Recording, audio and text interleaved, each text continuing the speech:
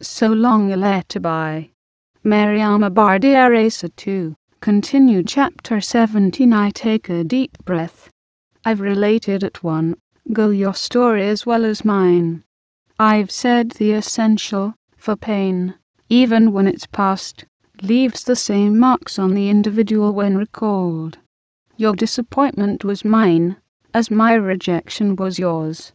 Forgive me once again, if I have reopened your wound. Min continues to bleed. You may tell me, the path of life is not smooth. One is bruised by its sharp edges. I also know that marriage is never smooth. It reflects differences in character and capacity for feeling.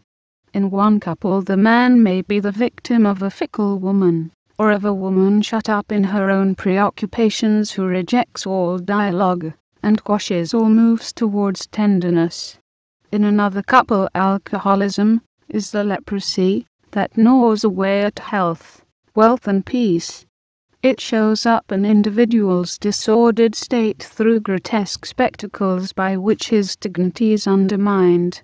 In situations where physical blows become solid arguments, and the menacing blade of a knife an irresistible call for silence. With others it is the lure of easy gain that dominates. Incorrigible players at the gaming table or seated in the shade of a tree.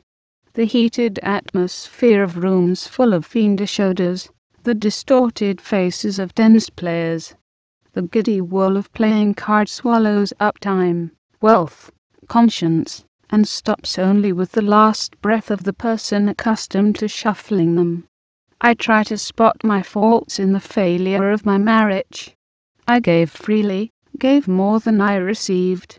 I am one of those who can realize themselves fully and bloom only when they form part of a couple.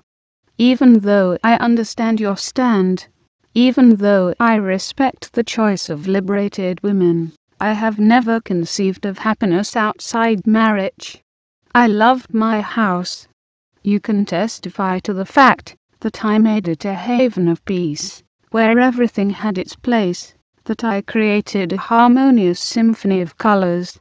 You know how soft-hearted I am, how much I loved Modu. You can testify to the fact that, mobilized day and night in his service, I anticipated his slightest desire. I made peace with his family. Despite his desertion of our home, his father and mother and Tamsa, his brother, still continued to visit me often, as did his sisters. My children too grew up without much ado. Their success at school was my pride, just like laurels thrown at the feet of my lord and master. And Modu was no prisoner. He spent his time as he wished. I well understood his desire to let off steam. He fulfilled himself outside as he wished in his trade union activities. I am trying to pinpoint any weakness in the way I conducted myself. My social life may have been stormy, and perhaps injured Modu's trade union career. Can a man, deceived and flouted by his family, impose himself on others? Can a man whose wife does not do her job well honestly demand a fair reward for labor? Aggression and condescension a woman arouse contempt and hatred for her husband. If she is gracious, even without appealing to any ideology, she can summon support for any action. In a word, a man's success depends on feminine support. And I asked myself, why? Why did Modu detach himself? Why did he put Binatu between us? You, very logically, may reply. Affections spring from nothing. Sometimes a grimace, the carriage of a head, can seduce a heart and keep it. I asked myself questions. The truth is that, despite everything, I remain faithful to the love of my youth. Asa 2. I cry for Modu, and I can do nothing about it. Chapter 18. Yesterday I celebrated, as is the custom, the 40th day of Modu's death. I have forgiven him. May God hear the prayer I say for him every day. Celebrated the 40th day in meditation. The initiated read the Quran. Their fervent voices rose towards heaven. Modu fall. May God accept you among his chosen few. After going through the motions of piety, Tamsa came and sat in my bedroom in the blue armchair that used to be your favorite. Sticking his head outside, he signaled to Mordo. He also signaled to the Imam from the mosque in his area. The Imam and Mordo joined him. This time, Tamsa speaks. There is a striking resemblance between Modu and Tamsa, the same text donated by the inexplicable law of heredity. Tamsa speaks with great assurance. He touches, once again, on my years of marriage. Then he concludes, when you have come out, that is to say, of mourning, I shall marry you. You suit me as a wife, and further, you will continue to live here, just as if Modu were not dead. Usually it is the younger brother who inherits his elder brother's wife. In this case, it is the opposite. You are my good luck. I shall marry you. I prefer you to the other one, too frivolous, too young. I advised Modu against that marriage. What a declaration of love, full of conceit, in a house still in mourning. What assurance and calm aplomb. I look Tamsa straight in the eye. I look at Mordo. I look at the Imam.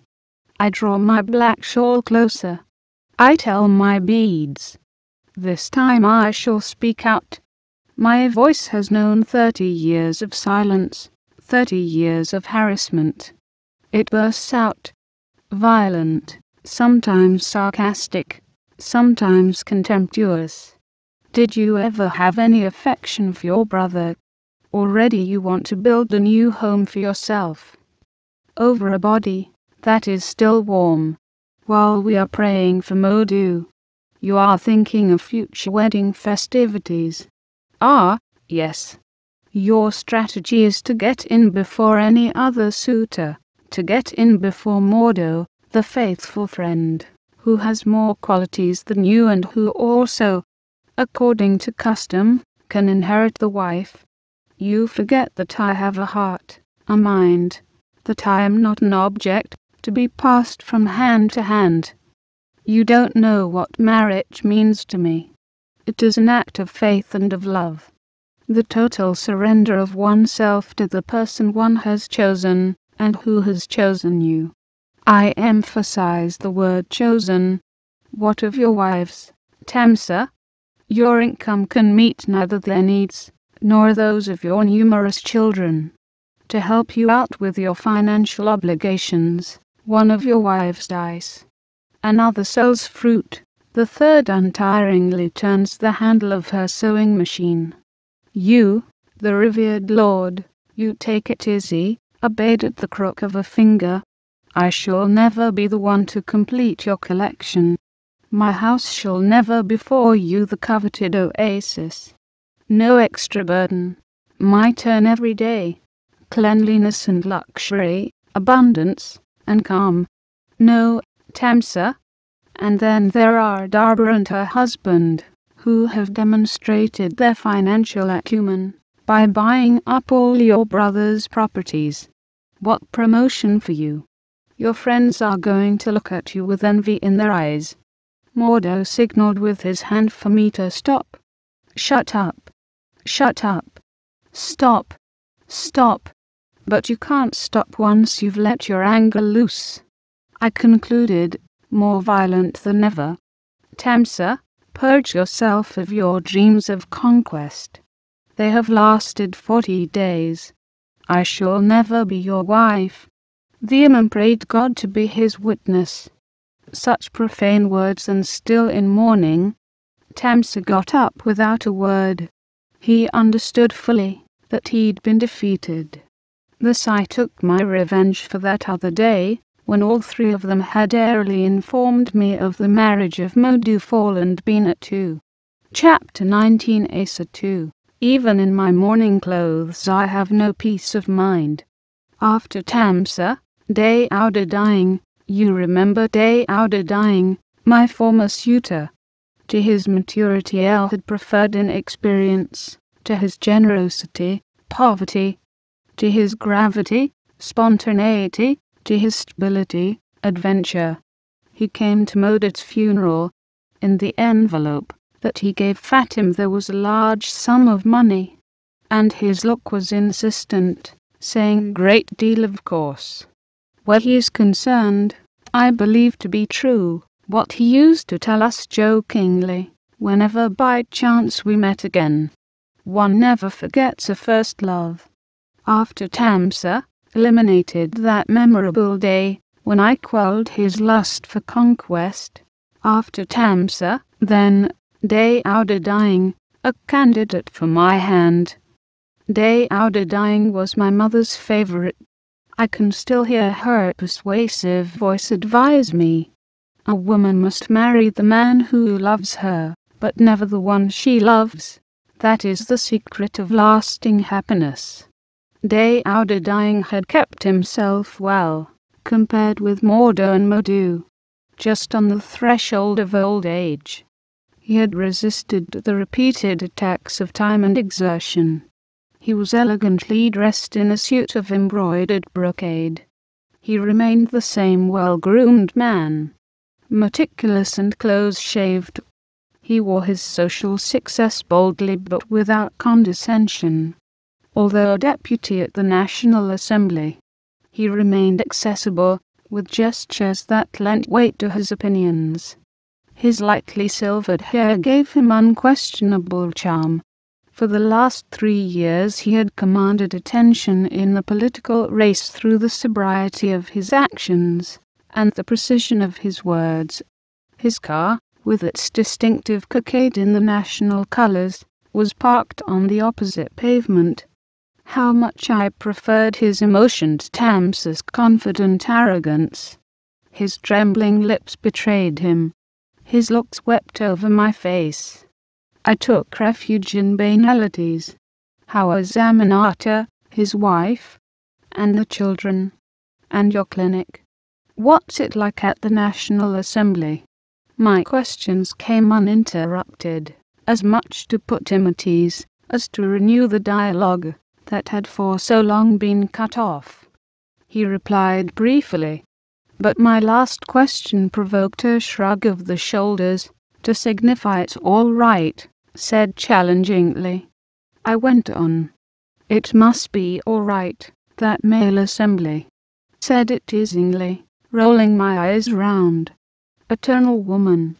Even in mourning, you want to make a strike, you want to seduce, you want to arouse interest. Day Ouda was no fool.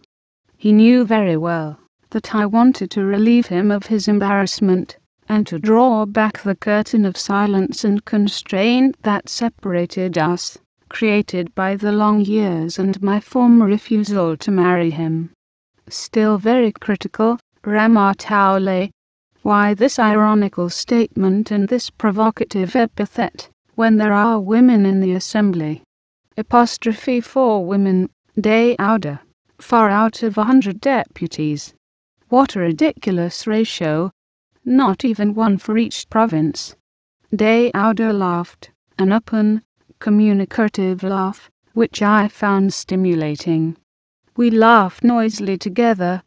Saw again his beautiful set of teeth, capped with the circumflex accent of a black moustache, combed and very sleek. Ah, those teeth, set close together, had won my mother's confidence. But you women, you are like mortar shells. You demolish. You destroy. Imagine a large number of women in the assembly. Why, everything would explode, go up in flames. And we laughed again. Wrinkling my brow, I commented. But we are not incendiaries. Rather, we are stimulants. And I pressed on. In many fields, and without skirmishes, we have taken advantage of the notable achievements that have reached us from elsewhere, the gains wrested from the lessons of history. We have a right, just as you have, to education, which we ought to be able to pursue to the furthest limits of our intellectual capacities. We have a right to equal well-paid employment, to equal opportunities. The right to vote is an important weapon. And now the family code has been passed, restoring to the most humble of women the dignity that has so often been trampled upon. But the constraints remain. But old beliefs are revived. But egoism emerges. Skepticism rears its head in the political field. You want to make it a closed shop, and you huff and puff about it. Nearly 20 years of independence. When will we have the first female minister involved in the decisions concerning the development of our country? And yet the militancy and ability of our women, their disinterested commitment, have already been demonstrated. Women have raised more than one man to power. Listen to me. But I had the impression that more than my ideas, it was my voice that captivated him. And I continued, when will education be decided for children on the basis, not of sex but of talent? Dying was savouring the warmth of the inner dream he was spinning around me. As for me, I was bolting like a horse that has long been tethered, and is now free and revelling in space. Ah, the joy of having an interlocutor before you, especially an admirer. I had remained the same Ramataule, a bit of a rebel. I drew Dying along with my ardour. He was an upright man, and each time the situation demanded, he would fight for social justice. It was not love of show or money that had driven him towards politics, but his true love for his fellow man, the urge to redress wrongs and injustice. Whom are you addressing, Ramataule? You are echoing my speeches at the National Assembly, where I have been called a feminist. I am not, in fact, the only one to insist on changing the rules of the game and injecting new life into it. Women should no longer be decorative accessories, objects to be moved about, companions to be flattered or calmed with promises. Women are the nation's primary fundamental root, from which all else grows and blossoms. Women must be encouraged to take a keener interest in the destiny of the country. Even you who are protesting, you preferred your husband, your class, your children to public life. If men alone are active in the parties, why should they think of the women? It is only human to give yourself the larger portion of the cake when you are sharing it out. Don't be self-centered in your reaction. Consider the situation of every one of the country's citizens. No one is well off, not even those of us who are considered to be secure and financially sound, when in fact all our savings go towards the maintenance of an avid electoral clientele which believes itself to be our promoters. Developing a country is not easy. The more responsibility one has, the more one feels it. Poverty breaks your heart, but you have no control over it. I am speaking of the whole range of material and moral poverty. Better living requires roads, decent houses, wells, clinics, medicines, seeds. I am one of those who advocated that independence celebrations should be rotated annually among the regions. Any initiative that enables regional investments and transformations is welcome. We need money, a mountain of money, which we must get from others by winning their confidence. With just one rainy season and our single crop, Senegal will not go far despite all our determination. Night fell quickly from the skies, in a hurry to darken men and things. It came through the Venetian blinds in the sitting room. The muezzin's invitation to the Timis prayer was persuasive. Owlsman stood on tiptoe and flicked on the switch. There was a sudden flood of light. Well aware of the constraints of my situation, got up. He lifted Osman up towards the lamp, and Osman chuckled, arms stretched. He let him down. "Till tomorrow," he said. "I came to discuss something else. You led me into a political discussion. Every discussion is profitable. Till tomorrow," he repeated. He smiled. Neat rows of good teeth. He smiled and opened the door. I heard his footsteps recede. A moment later the humming of his powerful car carried him homewards.